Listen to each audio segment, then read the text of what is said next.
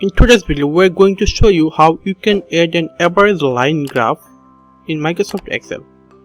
Here you can see there is a graph which indicates our monthly sale, and we want to add an average line in this graph. For this, first of all, we need to add a column which calculates the average of our monthly sales. Let's do it. For this, we are just entering a column which name is average. Just formatting like this.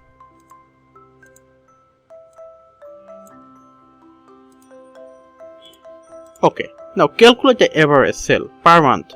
Here there is a formula which is called average. Enter equal, then write average. We suggest this and double click there. The number, total number.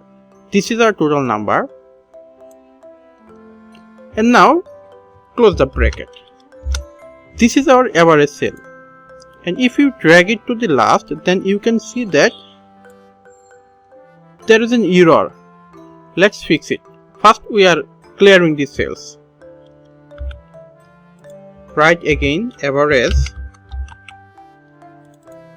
then write the number, and then just enter F4 function of your keyboard. Then close the bracket. Then enter, then drag it to the last. Now you can see that the average sale value is consistent. For this, we are selecting this graph. Then here you can see the cursor. We are selecting this.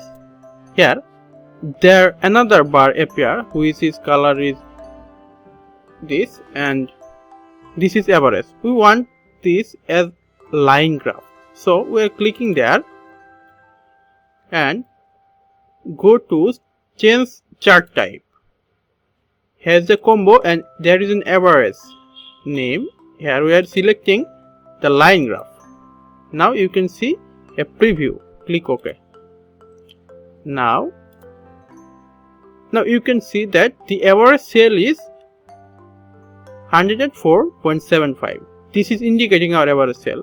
And if we change any kind of value of total sales, suppose our February sale is 20, then it will dynamically change all the things. Look, average sale will be decreased and the graph will be updated.